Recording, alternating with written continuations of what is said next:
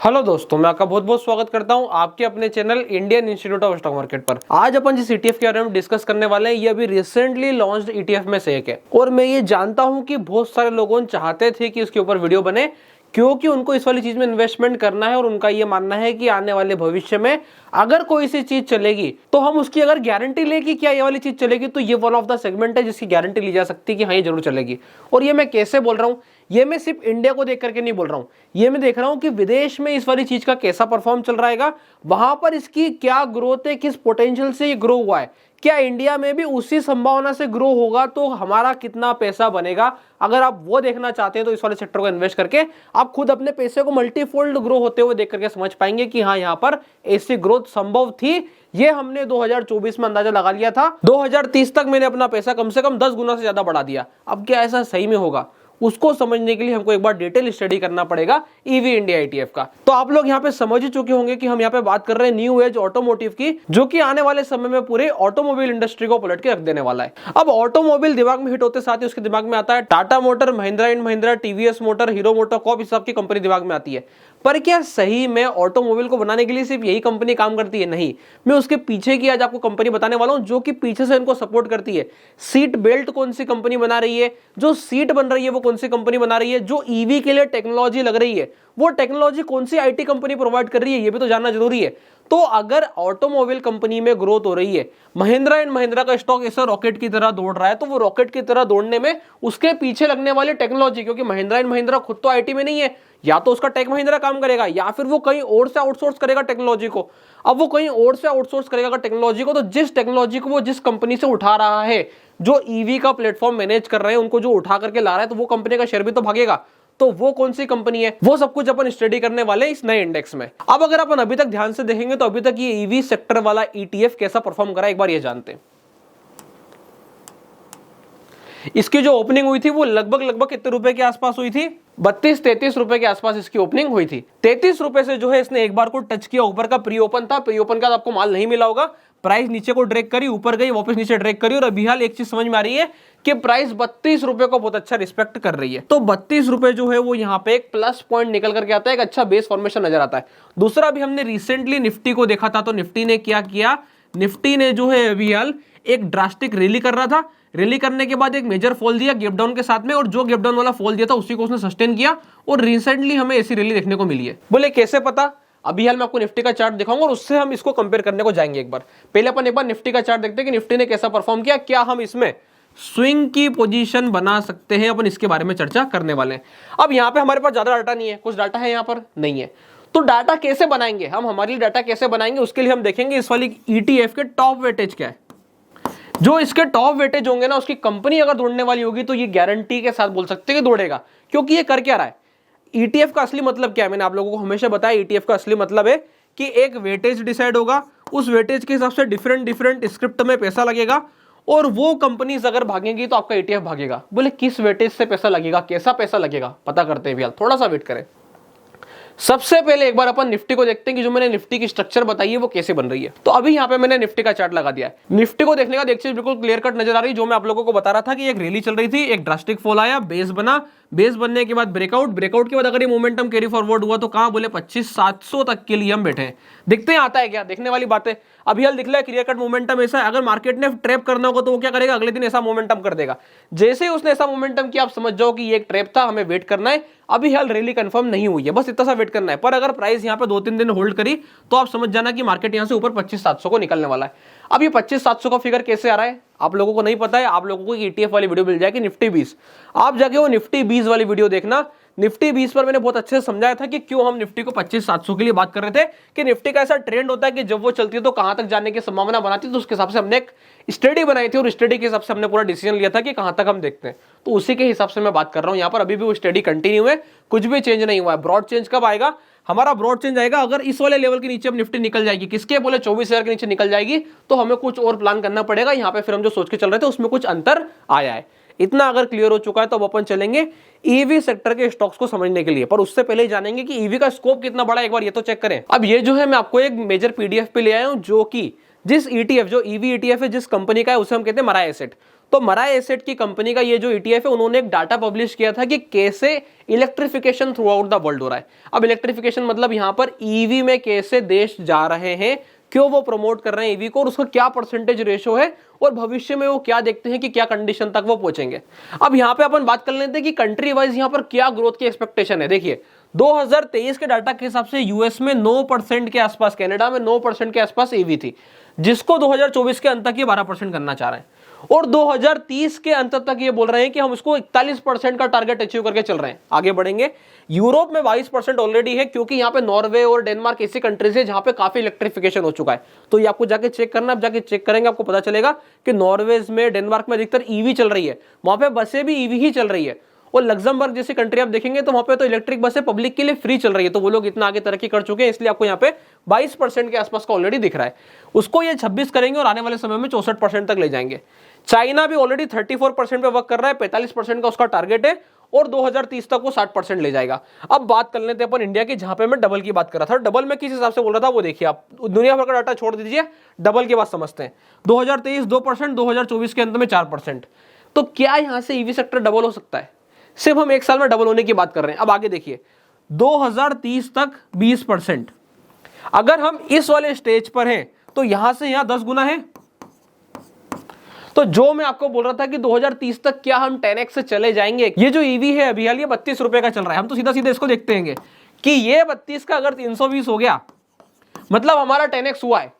बाहर की ग्रोथ तो और इमेंस हुई है, बाहर तो और ज्यादा बड़ा होगा, पर यहां पे हमारा पैसा 10x हुआ है। हम अपने पैसों के हिसाब से बात करते हैं और क्या ऐसी संभावना बन के आएगी अगले 5 से 6 साल में ऐसी कंडीशन बनेगी, इसके बारे में अपन अभी हाल चेक करने वाले हैं। और कैसे चेक करेंगे? उनके स्टॉक्स से। तो सीधे यहां से सारा डाटा छोड़ करके अब अपन चलेंगे स्टॉक्स के वेटेज पर, कि जब भी कोई ETF लॉन्च होता है तो उसके कुछ स्पेसिफिक वेटेज होते हैं। इस वाले ETF की मैं आपको डिटेल बता देता हूं। ये जो ETF है ये निफ्टी 500 में से अपनी कंपनी उठाता है, ये निफ्टी 50 या निफ्टी 100 में से कंपनी नहीं उठाता है। जो कंपनी निफ्टी 500 से बाहर निकल जाएगी ये भी हाथों हाथ उसको बाहर कर देंगे। अगर कंपनी किसी कारणवश बाहर होती है तो ये इमीडिएट डिसीजन लेंगे, अदरवाइज ये क्वार्टरली बेसिस पे इसकी रीशफलिंग करेंगे और सेमी एनुअल पीरियड पे यानी कि 6 महीने, हर 6 महीने में जो है ये कंपनी इसको अंदर बाहर करने के बारे में सोचेंगे अगर कोई कंपनी बाहर होती है तो। अब अपन आ जाएंगे सीधा कंपनी के वेटेज पर। तो अब जो है मैं यहां पर अपने सबसे फेवरेट पार्ट पे आ गया हूं। जब भी मैं वीडियो बनाता हूं मेरी पूरी कोशिश होती है कि इस वाले सेगमेंट को मैं बहुत अच्छे से कवर करूं। अगर मैं ETF की बात कर रहा हूं तो ETF की वीडियो बना रहे हैं और अगर हमने उसके स्टॉक्स कवर नहीं करे तो क्या ETF की वीडियो बनाई। अब यहां पर ध्यान दीजिएगा, जैसे ही मैं 50% या 40% के आसपास का वेटेज टच कर लूंगा और मैंने अगर वो 40% वाले वेटेज के स्टॉक को सही पकड़ दिया, इसका मतलब मैंने ETF को सही पकड़ दिया। तो इतना सा काम मुझे यहाँ पे रख के चलना है। सबसे पहला स्टॉक आ जाता है यहाँ पे महिंद्रा एंड महिंद्रा, जिसका वेटेज इन्होंने 10% के आसपास रखा है। अब इससे ज्यादा इंपॉर्टेंट बात कि आप देखोगे यहाँ पे आपको रिलायंस इंडस्ट्रीज दिख जाएगा, टाटा केमिकल दिख रहा है, बोले रतन इंडिया दिख रहा है। तो ये सब क्या है तो मैं बताता हूँ। वेटेज ETF को बनाने के लिए इन्होंने ऐसा नहीं करा है सिर्फ ऑटोमोबाइल ही ऑटोमोबाइल डाल दिया। अब क्या होता है अगर हम सब सिर्फ और सिर्फ ऑटोमोबाइल डाल देंगे, कल से गवर्नमेंट की कुछ पॉलिसी आई, कुछ चेंजेस आए तो क्या होगा, एक ड्रास्टिक फॉल आता है स्टॉक्स में। तो वो जो ETF है ना, वो ETF क्या करेगा, एक मेजर फॉल का शिकार हो जाएगा।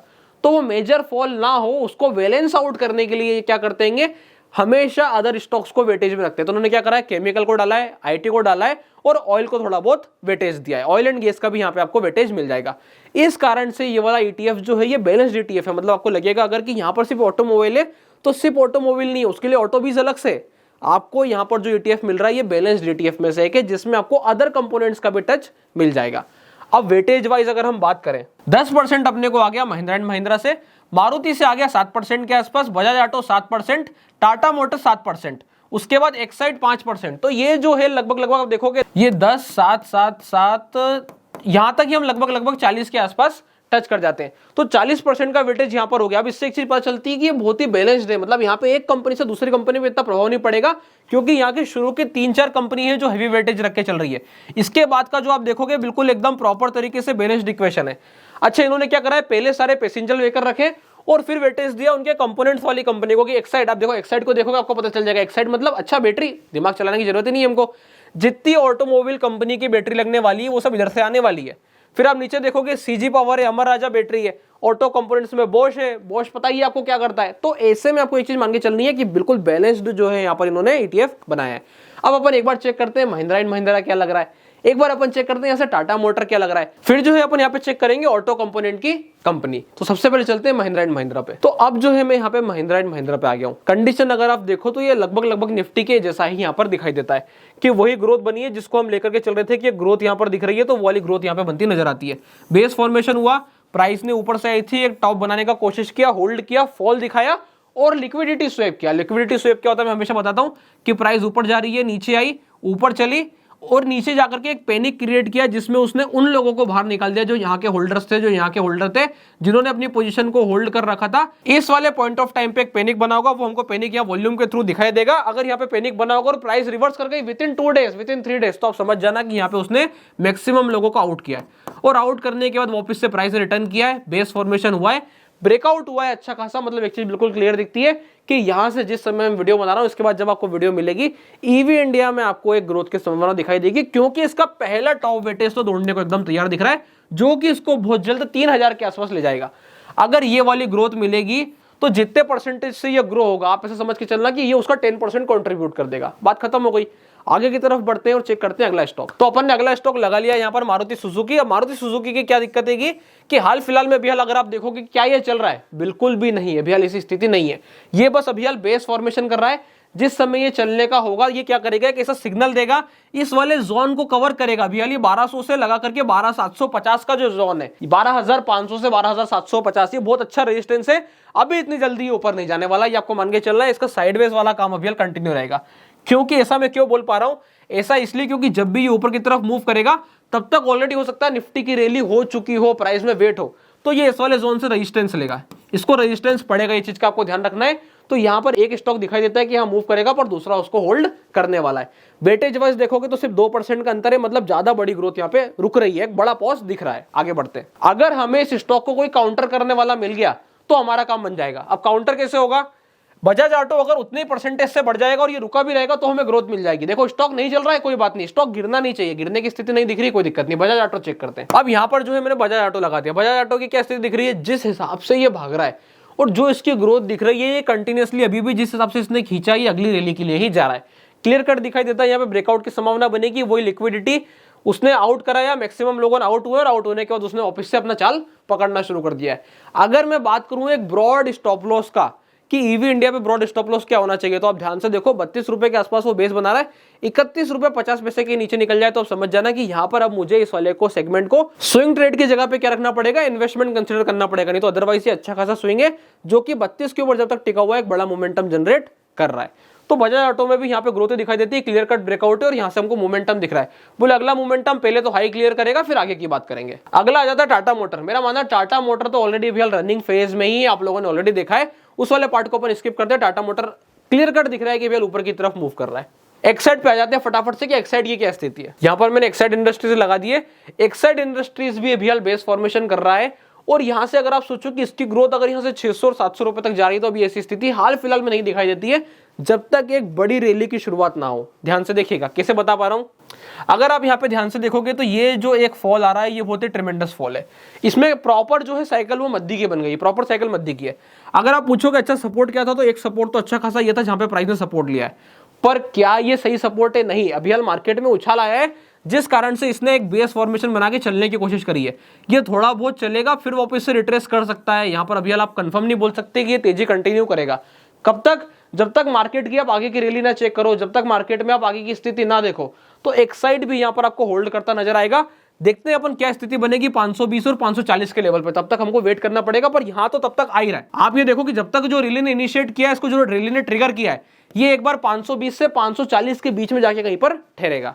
तो ये वाली स्थिति यहाँ पे नजर आती है। अब ये सारे स्टॉक्स को अगर हम 1 बाय 1 कंपेयर करेंगे तो हम देखेंगे कि ईवी इंडिया क्या बता रहा है। ईवी इंडिया में जो टॉप के 2 वेटेज है वो एकदम चलने को तैयार दिख रहे हैं और बाकी के भी स्टॉक्स अगर आप देखोगे तो आपको ऐसी सिमिलर कंडीशन नजर आएगी, जो कि हमको क्या बताती है कि यहाँ से ईवी इंडिया में एक स्विंग वाली अपॉर्चुनिटी, जो हम बोलते हैं कि ईटीएफ में हम 2 प्रकार से काम करते हैं, एक वेल्थ वाले सेगमेंट में और एक स्विंग वाले सेगमेंट में। तो यहाँ पे अभी हमको स्विंग वाली अपॉर्चुनिटी नजर आती है जो कि इसको 32 रुपए के आसपास होल्ड करती नजर आती है। और अगर प्राइस यहाँ से 31.50 या 31 के आसपास आती है तो आप समझना कि ये इन्वेस्टमेंट की कैटेगरी में जाएगा, जिसको हमें थोड़ा सा लंबा होल्ड करना है। दिक्कत कुछ भी नहीं नजर आ रही है। सारे स्टॉक का हमने एनालिसिस किया और अगर हमारा विजन लंबा है, हम 2030 तक रुकना चाहते हैं तो बिल्कुल रुक सकते हैं।